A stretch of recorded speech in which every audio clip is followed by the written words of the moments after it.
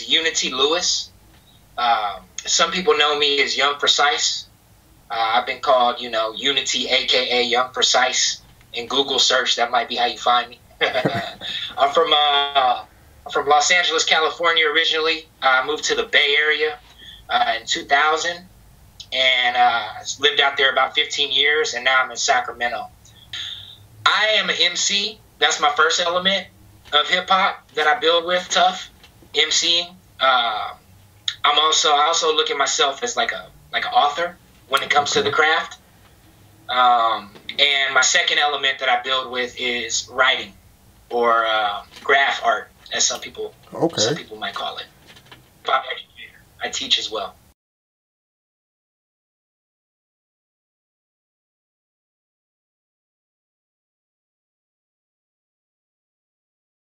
How long have you been in the culture?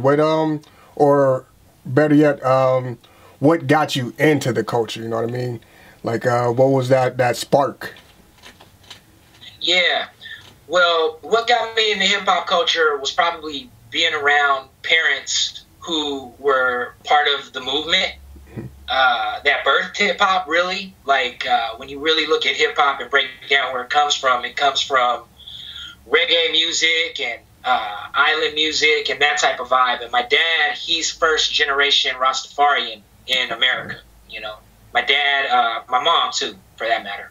But my dad, not only does he deal with the Rasta vibes, but he's just a music appreciator. Mm-hmm. So being around him very early, he had all the records like Parliament, U-Roy, and just all the black music, was around me. And not just black music, all music. He had a record collection big enough to fill this whole room, So when hip hop came out, of course he had the music. So I can remember being 3 years old listening to The Message by Grandmaster Flash and the Furious Five. And that was kind of like my introduction, and really feeling that. Probably two. I might have been like two, but those are like my earliest memories listening to that record. And then after that, getting into it on my own through cats like Run DMC. I was a big fan of Run DMC growing up, and the Fat Boys, and that whole Def Jam movement, I think, was kind of influential on me. And just seeing that all around me, and my cousins in Sac were all like 6 years older than me. They kind of introduced me to more like the hardcore flavors like NWA and 2 Live Crew and all that stuff later in life. So just always kind of being around people and influenced by people who were influenced by the culture and the music. And for me, I think it came in a real kind of organic way that was almost traditional. Because some people get hip hop through other people who just listen to hip hop. Nah, like it was passed down to me almost like hip hop was created. Like it was passed down from the reggae and the funk to me. You know what I mean? So I first had those precursors. So it's like I almost came into this thing with a certain kind of education about the history behind it based on how I was raised and who was raising me and who was teaching me about it. You mentioned you're a teacher. Yeah. What are you looking to pass down through the culture, like the positivities or not to say the negatives, but, you always got to, like thinking back in history, you always got to teach, the negative side and the positive side of things. Is that something that you go about, or do you do like your own thing when you teach these up and comers into the culture and like trying to spread what hip hop truly is? Well, when I teach hip hop, I definitely approach it from the angle that you just mentioned, to teach the history and the roots and the traditions of it, because hip hop now, although there are a lot of similarities, it's completely different than it was when I was a kid. Right. It's different in certain ways, at least on the surface, from a mainstream point of view, especially. The mainstream has transformed a lot. But I always try to bring kids in from the understanding that the founding principles of this thing are peace, love, unity, and having fun. Starting from there, and then from there, I mean, really, that's a game changer for a lot of people, because they would think that it's, probably guns, bitches, drugs, and some money or something. You know what I'm saying? From looking at it from an uninformed perspective, from an uninformed like mainstream perspective, and not realizing that that's just what these corporations want to push on us because they want to sell us these products or they want to dumb us down so that we don't uprise. You know, and I take them all through hip hop, and really, they're amazed at a lot of the stuff that they learn. Even just to see a group like X Clan or somebody like that, they're like, what? People were rapping about this stuff in '89? This is insane. When I'm teaching kids about this stuff in class, I really like them to be grounded in the roots and the tradition. And I feel that those 4 fundamental principles of peace, loving, unity, and having fun are not only fundamental for a strong foundation in hip-hop, but it's fundamental for a strong foundation in life. What was that pivot point, you know, growing up through that culture that you decided, yo, I don't want to talk about, you know, the drugs, the violence, the bitches and the hoes and all that stuff, and just, you know, talk about real substance, really educate my listeners and all that? Yeah, I feel like coming in, that was my foundation, like I said, to really approach the game from that aspect. I was highly influenced by, I think KRS-One and X-Clan, Public Enemy, a lot of those groups. Even Ice Cube and folks like that, I was influenced by what they were kicking on a conscious tip. But at the same time, I did, you know, living in California, especially living in LA and in Sacramento as well, the gang culture is prevalent. And to a certain degree, I wouldn't say anymore, but back then at least, in certain situations, it was almost like a rite of passage. Mm-hmm. You know what I mean? And for me, it was kind of like that. So there was a point where it's like I had that influence in my life, and we were living that way. You know what I mean? We were living that way and thinking that way. But I was blessed because the people that I was closest to, we all had our parents. We weren't in certain situations that some of our other brothers were in. You know, we all had our parents, and they were all conscious and musicians. Like my best friend, who I founded my rap group with in junior high, Martin Wilcox. He was like a third generation Black Panther, technically. You know, he was from Watts, and his grandfather was a guy named Horace Tapscott, an amazing jazz musician. But you know, living in Watts and living in South Central and these places, you get influenced by and going to public school, and you know what I'm saying? Right. You get influenced by all these environments, and you got to kind of hold your own. So, you know, we started the Napalm Clique, you know, and at that time, like, it was really like, it was like 2 Crips and a Blood, you know what I'm saying? So, but that was unification in a sense too, you know what I'm saying? Because the music brought us together, you know, and, but we always had our consciousness because of our parents and our upbringing. So even through all the gang banging, like, we're realizing that, wow, like, actually, this is just an extension of the Black Panther Party. You know what I mean? And really what we trying to do is get back to organizing and fighting the power. You know, like, at the end of the day, when your career, you know, when you're at the end of your career and you're done, you're ready to hang it up, retire, what do you want your fans to say about you and your music? You know, how did it affect them? Well, I want them to that's a good one. Because, you know, I'm less concerned with what they say about me. I'm more concerned with the impact that I have. Right. You know what I'm saying? Like, I want them to be able to feel that I've made an impact. And, you know, I honestly can see it happening in the game. Like, even though, you know, I'm not considered in the upper echelon of, you know, the top 5 best MCs on the Triple XL, whatever, you know, I've seen my impact on the game based on being ground level, based on being in schools and really influencing the up and coming generations of MCs, and just being with the culture and being in the spot, in the place to be. And also, it's opening doors when I can inspire the youth, you know what I'm saying, to be themselves and do their thing, and to be true to who they are. And they go out there and make moves, they opening doors for me.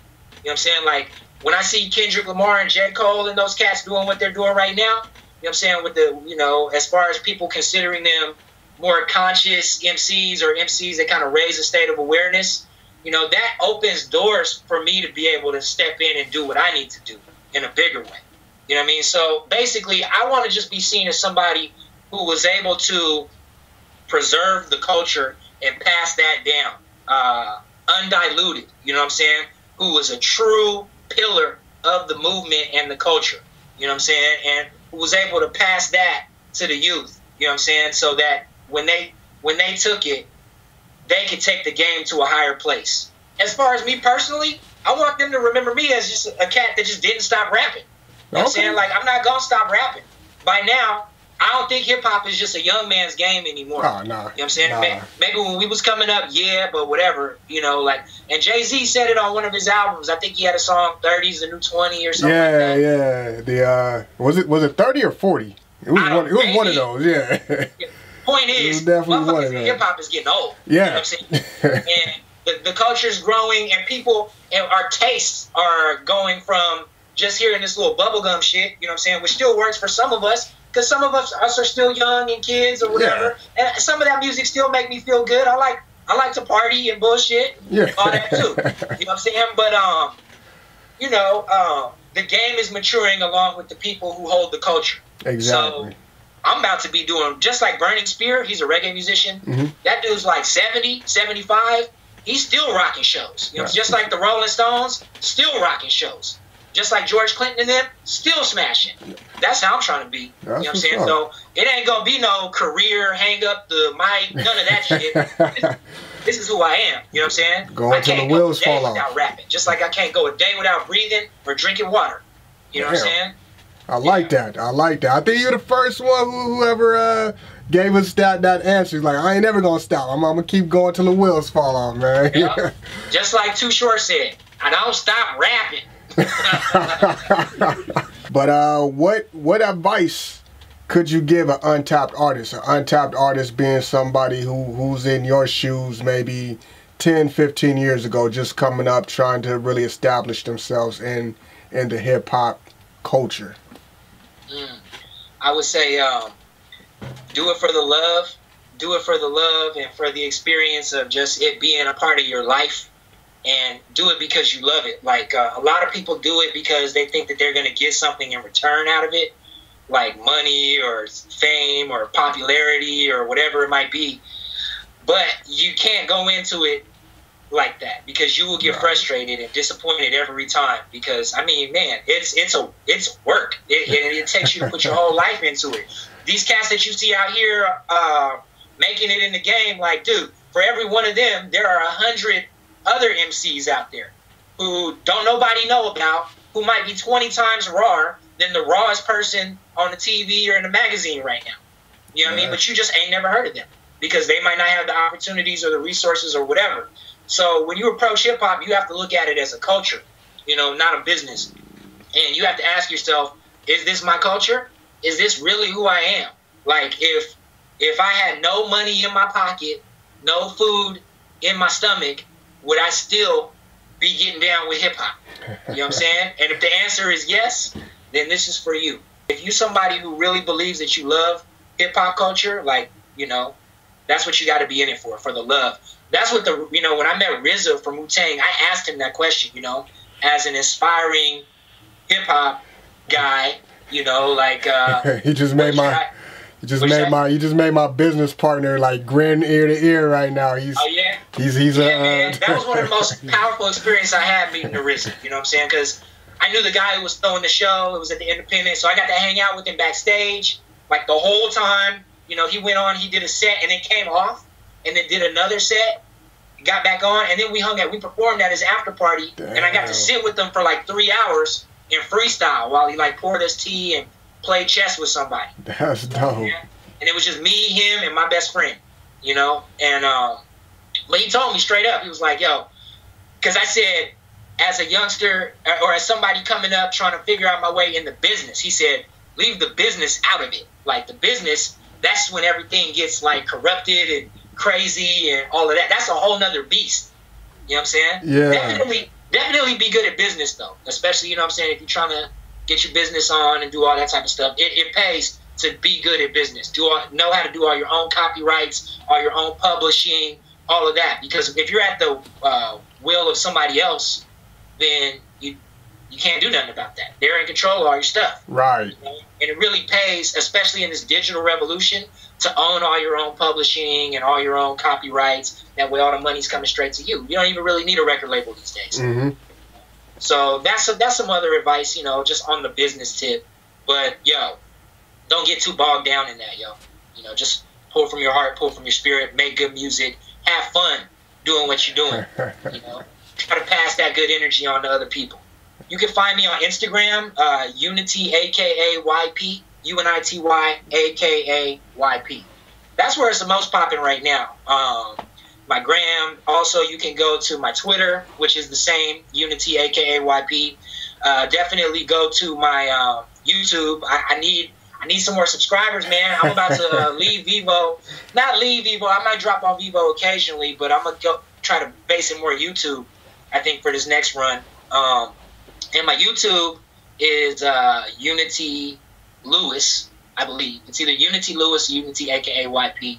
In any case, if you Google Unity Lewis, Lewis, all kind of stuff will come up, you know. Not just my MC stuff, but also my visual art stuff. Because I'm also strong in that movement as well. That's what's up, man. That's what's up. My Facebook page, Unity, a.k.a. YP. Definitely go there and like it. For sure, man. And my website is unitylewis.com. For sure. We're gonna have all that in the bar below. You don't even trip, man. We was talking about how, like, in the English language, well, in other languages, there's all these words that you can communicate the word love. You know what I'm saying? In, like, Spanish, there's, like, 10 different ways you can say love. In English, there's, like, 50 different ways you can say the word steal, right? So it's like, now, did they steal everything? Did you get stolen, rolled on, and ripped off, or be you selling dipped off, or victim of a 211? You got gaffled and they ran a caper to get you and didn't even get caught. Like some pirates, they pillage, ransack your whole village, they bite you, attempt to heist you, plagiarize you with skill tricks, take possession of everything. Basically, you got took. They spirited away your goods, sacked all your stuff in their books. Burglarize you with cash, simply snatched in our ass, swipe, swindled, and shoplift, walked away with the stash, whether it's drugs or it's cash. Pippin just might boost your bitch. She turned to a booster bitch. That pinch when she get the itch. Some people grinch to get rich. They built a country on this. Hey, yo, let's lift a bunch of niggas. Put them all on this shit. If they resist, crack a whip. Some strong arm jacket shit. Kidnap everything you love, collect the ransom and split. You been had, hoodwinked, bamboozled. They had you held up and would blast you upon refusal. It's so many words in the English language for me to express that people take shit. Make you break yourself in there, yank your grip. I suggest you don't slip. Cause it's so many words in the English language for me to express that people take shit.